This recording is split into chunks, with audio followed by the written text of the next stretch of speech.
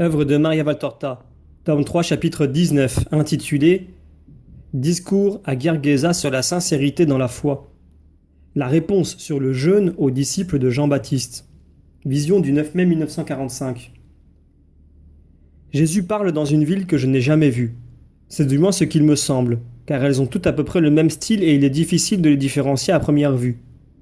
Ici aussi, une rue longe le lac et les barques sont tirées sur le rivage. Maisons et maisonnettes s'alignent de l'autre côté de la rue, mais les collines sont ici beaucoup plus en retrait, de sorte que la petite ville se trouve dans une plaine riante qui se prolonge sur la rive orientale du lac, à l'abri des vents, que les collines arrêtent. Elle jouit donc d'un climat tiède qui, ici, plus encore que dans les autres campagnes, favorise la floraison des arbres. Il semble que le discours ait commencé, car Jésus dit « C'est vrai, vous dites, nous ne t'abandonnerons jamais, car t'abandonner reviendrait à abandonner Dieu. Mais, peuple de Gergesa, rappelle-toi que rien n'est plus changeant que la pensée humaine. Je suis convaincu qu'en ce moment vous le pensez réellement. Ma parole et le miracle survenu vous ont exalté en ce sens et en ce moment, vos paroles sont sincères. Mais je veux vous rappeler un épisode. Je pourrais vous en citer 1000, lointains ou proches, mais je m'en tiens à celui-là.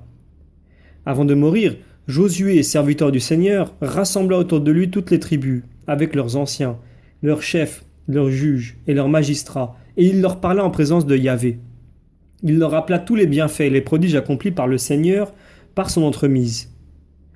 Après avoir tout énuméré, il les invita à rejeter tout Dieu qui ne serait pas le Seigneur, ou du moins à être francs dans leur foi en choisissant avec sincérité, soit le vrai Dieu, soit les dieux de Mésopotamie et les Amorites, de façon qu'il n'y ait une nette séparation entre les fils d'Abraham et ceux qui s'attachent au paganisme.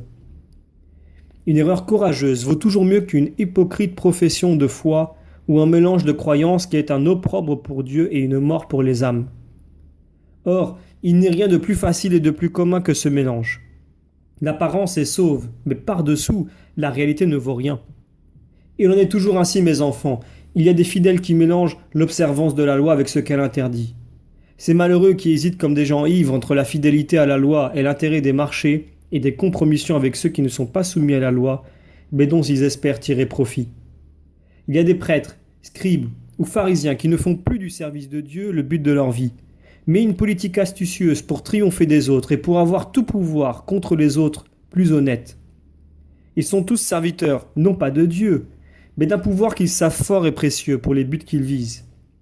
Tous ne sont que des hypocrites qui mélangent notre Dieu avec des dieux étrangers.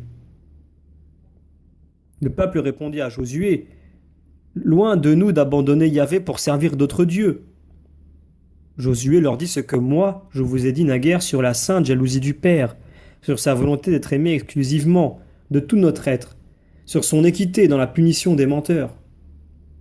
Punir. Dieu peut punir, comme il peut récompenser. Nul besoin d'être mort pour avoir récompense ou châtiment. Regarde, peuple hébreu. Dieu, après avoir tant donné, en te délivrant des pharaons, en te conduisant sain et sauf à travers le désert et en dépit des embûches des ennemis, en te permettant de devenir une nation grande et respectée, riche de gloire, ne t'a-t-il pas, par la suite, puni pour tes fautes, 1, 2, 10 fois? Regarde ce que tu es devenu à présent. Et moi qui te vois te précipiter dans la plus sacrilège des idolâtries, je vois aussi dans quel gouffre tu vas te précipiter pour ton obstination à retomber toujours dans les mêmes fautes. Et c'est pour cela que je te fais ce rappel, à toi mon peuple, qui est 2 fois mien, puisque je suis le Rédempteur et que je suis né de toi. Ce n'est pas de la haine, pas de la rancœur, pas de l'intransigeance. Mon rappel, même s'il est sévère, est encore une preuve d'amour. Josué dit alors, « Vous êtes témoins, vous avez choisi le Seigneur. » Et tous répondirent « Oui. » Et Josué, qui était sage et pas seulement brave, sachant combien est faible la volonté de l'homme, écrivit sur un livre toutes les paroles de la loi et de l'alliance. Il les plaça dans le temple et, de plus, dans ce sanctuaire du Seigneur à Sichem, qui contenait pour l'occasion le tabernacle.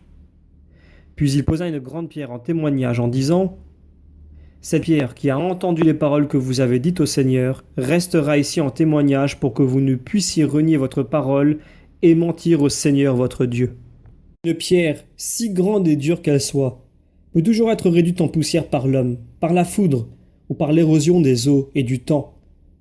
Mais moi je suis la pierre angulaire et éternelle, et je ne puis subir la destruction. Ne mentez pas à cette pierre vivante. Ne l'aimez pas seulement parce qu'elle fait des prodiges. Aimez-la parce que par elle, vous toucherez le ciel. Je vous voudrais plus spirituel, plus fidèle au Seigneur. Je ne dis pas plus fidèle à moi. Moi, je ne suis que parce que je suis la voix du Père. En me foulant aux pieds, vous blessez celui qui m'a envoyé. Je suis l'intermédiaire. Lui est le tout. Recueillez de moi et conservez en vous ce qui est saint pour rejoindre ce Dieu. N'aimez pas l'homme, aimez le Messie du Seigneur, non pour les miracles qu'il accomplit, mais parce qu'il veut faire en vous le miracle intime et sublime de votre sanctification. Jésus bénit et se dirige vers une maison. Il se trouve presque sur le seuil quand il est arrêté par un groupe d'hommes âgés qui le saluent avec respect et lui disent « Pouvons-nous t'interroger, Seigneur ?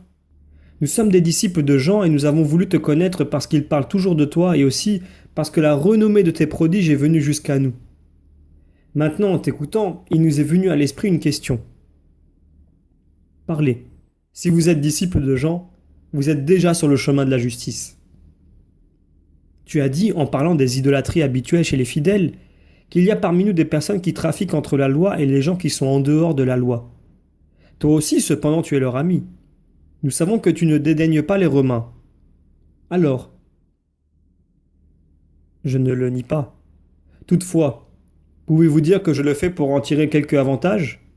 Pouvez-vous dire que je les flatte pour obtenir ne serait-ce que leur protection ? Non, maître. Et nous en sommes plus que certains. Mais le monde n'est pas composé de nous seuls, qui nous voulons croire qu'au mal que nous voyons et non pas au mal qu'on nous rapporte. Maintenant, dis-nous les raisons qui rendent plausible la fréquentation des païens, pour nous guider et te défendre si on te calomnie en notre présence. Il est mal d'avoir des contacts quand ce n'est que dans un but humain. Il n'est pas mal de les fréquenter pour les amener au Seigneur notre Dieu. C'est ce que je fais. Si vous étiez païen, je pourrais m'attarder à vous expliquer comment tout homme vient d'un Dieu unique. Mais vous êtes hébreux et disciples de Jean. Vous appartenez donc à la fine fleur des Juifs et il n'est pas nécessaire que je vous l'explique. Vous pouvez donc comprendre et croire qu'il est de mon devoir, en tant que Verbe de Dieu, de porter ces paroles à tous les hommes, fils d'un Père universel. Mais eux ne sont que des fils, puisqu'ils sont païens. Par la grâce, non, ils ne le sont pas. Par leur foi erronée, ils ne le sont pas, c'est vrai. Mais jusqu'à ce que j'ai racheté l'homme, même les Juifs aura perdu la grâce. Il en sera privé parce que la faute originelle fait écran au rayon ineffable de la grâce, l'empêchant de descendre dans les cœurs. Mais par la création, l'homme est toujours fils de Dieu.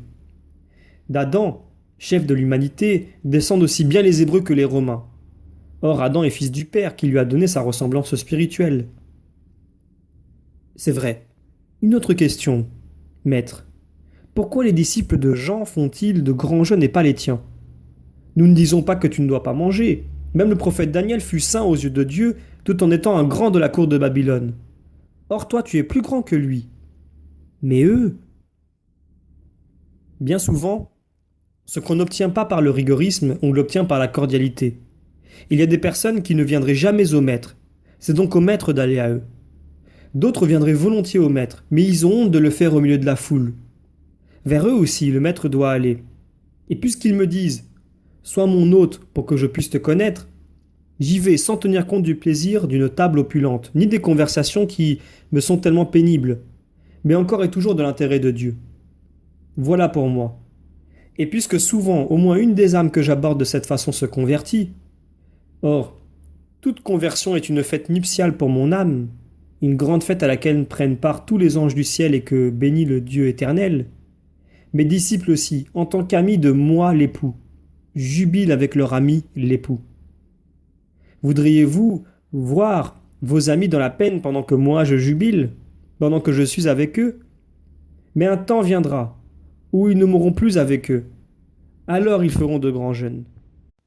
À temps nouveau, nouvelle méthode. Jusqu'à hier, auprès de Jean-Baptiste, c'était la cendre de la pénitence. Aujourd'hui, dans mon aujourd'hui, c'est la douce main de la rédemption, de la miséricorde, de l'amour. Les méthodes anciennes ne pourraient se greffer sur mon action, comme mes méthodes n'auraient pu être mises en œuvre alors, ne serait-ce qu'hier, puisque la miséricorde n'était pas encore sur la terre. Maintenant, elle y est. Ce n'est plus le prophète, mais le Messie qui est sur la terre. Lui, à qui tout a été remis par Dieu. À quelque temps correspond ce qui lui est utile. Personne ne coud un morceau d'étoffe neuve sur un vieux vêtement, parce qu'autrement, et surtout au moment du lavage, l'étoffe neuve rétrécit et déchire l'ancienne étoffe, si bien que la déchirure s'élargit encore. De la même façon, personne ne met du vin nouveau dans de vieilles outres, parce qu'autrement, le vin fait éclater les outres incapables de supporter le bouillonnement du vin nouveau, si bien que celui-ci se répand hors des outres qu'il a crevées. Mais on met le vin vieux, qui a déjà travaillé dans de vieilles outres, et le vin nouveau dans des outres neuves.